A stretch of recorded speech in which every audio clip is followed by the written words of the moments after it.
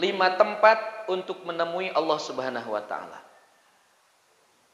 Berapa, Bu? 5. Ini sama dengan Pancasila. Sama juga dengan rukun Islam. 5 tempat menemui pertolongan Allah Subhanahu wa taala. Yang pertama, kapan kita menemui pertolongan Allah dan merasakan pertolongan Allah itu datang? Pada saat kita menolong Allah.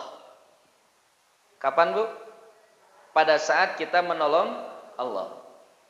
In tansurullaha yansurkum wa yuthabbit aqdamakum. Jika kalian menolong agama Allah, maka Allah akan menolong kalian dan meneguhkan pendirian kalian. Ibu yang dimuliakan Allah, Nabi Ibrahim itu menolong agama Allah. Bagaimana supaya agama Allah itu betul-betul menyebar di tempat itu? Maka pertolongan Allah datang. Para nabi itu menolong agama Allah, mengorbankan kehormatan dirinya, mengorbankan hartanya, bahkan ada yang mengorbankan nyawanya demi tersyiarnya agama Allah. Maka pertolongan Allah datang. Menolong agama Allah itu bukan hanya dengan jihad perang di jalan Allah dengan senjata, tapi juga menolong agama Allah dengan cara menolong saudara-saudara kita yang kesusahan. Saudara kita di Cianjur yang ditimpa musibah sampai sekarang hampir 1 bulan, Bu ya. Masya Allah. Mereka masih tidur di tenda. Waktu saya berkunjung bersilaturahmi sekalian menyampaikan donasi ke sana, Masya Allah, begitu hangatnya mereka menyambut kita dengan tetesan air mata. Anak-anak yang kehilangan orang tua yang kehilangan anak-anaknya, keluarga yang kehilangan tempat tinggalnya. Sampai sekarang rumah itu masih roboh, belum diapa-apain, Bu. Perekonomian lumpuh. Tidak ada yang bekerja kecuali menunggu belas kasihan dari orang. Untuk apa? Kita menolong agama Allah. Kita menolong agama Allah. Ibu melihat di handphone, melihat di TV, susah untuk menangis, Bu. Tapi ketika melihat ke sana, itu susah untuk menahan air mata. Benar nampaknya bahwa Allah menyampaikan kepada kita itu 2 ayat. Satu ayat qauliyah. Ayat qauliyah itu firman Allah, Al-Quran yang sering kita baca.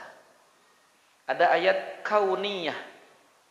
Ayat kauniyah itu ayat-ayat yang diciptakan Allah. Gunung, lautan, daratan, langit, semuanya termasuk kita. Ini ayat-ayat. Ayat qauliyah firman Allah Al-Quran harus kita baca. Harus kita rasakan, harus kita pahami, kalau bisa sampai meneteskan air mata. Begitu juga ayat kauniyah, ayat yang Allah ciptakan. Saat gunung meletus, saat air bah melimpah, saat tanah longsor, saat gempa bumi. Itu adalah tanda-tanda keagungan Allah. Tidak ada manusia yang bisa menggempakkan bumi. Tidak ada yang bisa meletuskan gunung. Tidak ada yang bisa menjadikan laut tsunami. Enggak ada kecuali Allah Subhanahu wa taala. Ma asaba min musibatin illa biiznillah.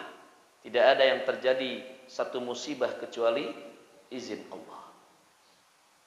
Ayo kita ulurkan tangan, tolonglah saudara-saudara kita. Tadi subhanallah, sama ibu di sini sudah diajak. Siapa yang mau membantu? Sudah ada. Memang ibu, apalah artinya uang 10.000 yang kita berikan? Mungkin tidak akan cukup untuk satu keluarga pun. Bahkan kalau kita nyumbang 1 juta pun nggak bakalan cukup untuk beberapa hari, untuk beberapa keluarga. Tapi yang Allah lihat bukan masalah kecil atau besarnya. Ibu masih ingat bagaimana saat Nabiullah Ibrahim alaihissalam dibakar berada dalam kobaran api yang sangat besar. Allah bukan tidak bisa untuk memadamkan api. Allah Maha Kuasa, jangankan api sebesar itu. Api neraka pun Allah padamkan bisa. Allah Maha Kuasa untuk melakukan sesuatu. Tapi Allah biarkan api itu berkobar dengan tetap menyelamatkan Nabiullah Ibrahim alaihissalam dengan cara Allah yang terbaik. Ya narukuni bardan wassalaman ala Ibrahim. Silakan api, bakarlah Ibrahim, tapi hilangkanlah panasmu. Dinginlah engkau, nyamankanlah Ibrahim dan selamatkanlah Ibrahim. Maka Nabi Ibrahim dengan nyaman, tenang di dalam, walaupun api berkobar-kobar. Tenang saja, asa disalimut teh pengen Bu.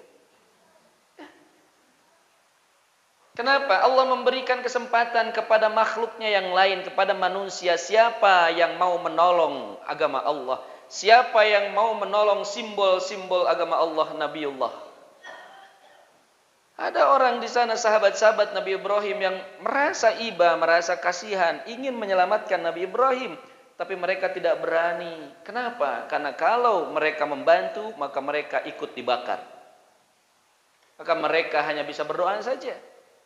Mereka hanya bisa berdoa dalam hati, ya Tuhanku, ya Allah, selamatkanlah Nabi kami, selamatkanlah kekasihmu. Hanya itu yang bisa mereka lakukan.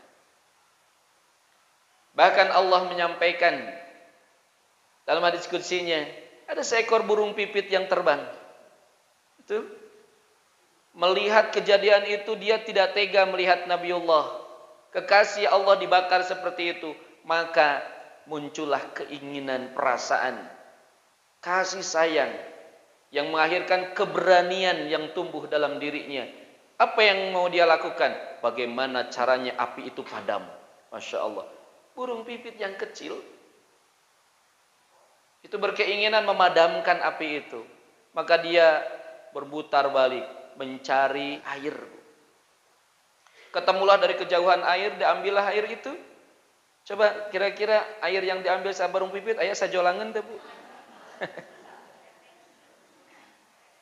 Gak bakalan.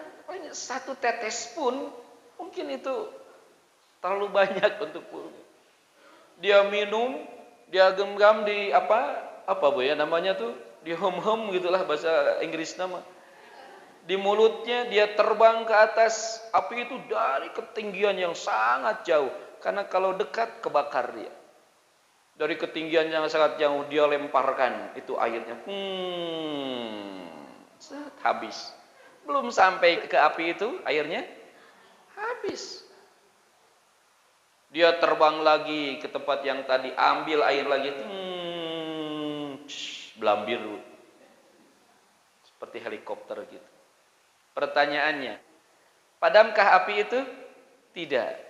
Dengan air yang sekecil itu, api yang membakar Nabiullah Ibrahim tidak padam sedikit. Bahkan ada yang mentertawakan satu ekor cecak. Kata si cecak itu, hei pipit, puntennya bila inu namina sami. Punten Bu, yang mandaka burung pipit.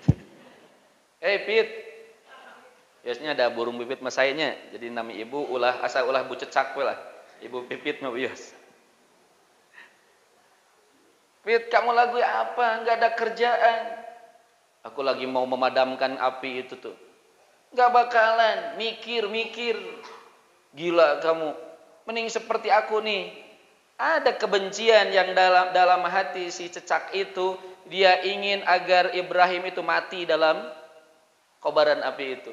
Dia menjulurkan lidahnya, ngelel Bu. Sambil dia meniupkan udaranya dari mulut, ingin menggembosi niupan api itu supaya lebih besar lagi.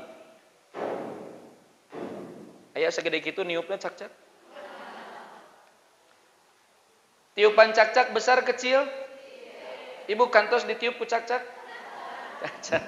Eta terang nyebatkeun kecil atuh kumaha?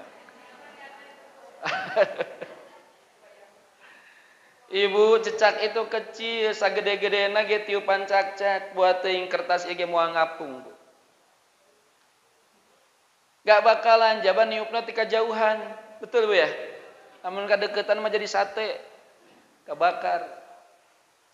Tiupan cecak tidak berpengaruh kepada api itu, tidak lebih besar, tidak, masih tetap saja begitu. Coba lihat Bu, dua makhluk Allah ini. Burung pipit berupaya memadamkan api supaya selamat Nabi Allah Ibrahim.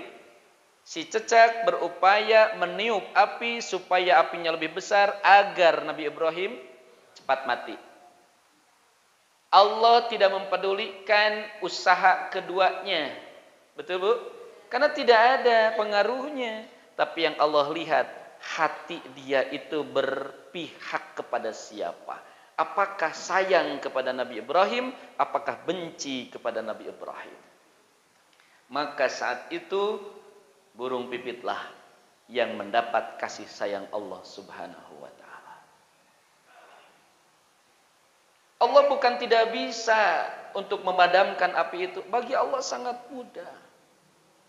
Begitulah pelajaran untuk kita. In tansurullaha yansurkum. Kita akan merasakan pertolongan Allah manakala kita menolong agama Allah, menolong saudara-saudara kita. Ibu yang dimuliakan Allah, Allah bukan tidak mampu menjadikan Cianjur yang hancur menjadi Cianjur yang lebih subur dan makmur. Kun payakun, bagi Allah sangat mudah. Tapi Allah ingin melihat, coba ada enggak makhlukku yang peduli. Mungkin 1.000 rupiah, 10.000 rupiah, 100 rupiah itu bagi mereka mungkin hanya 1 hari atau 1 jam habis. Tapi bukan itu. Ibu, sumbangan dari pemerintah lebih besar, ratusan juta bahkan miliaran untuk warga Cianjur. Dari kita mungkin jutaan, puluhan juta.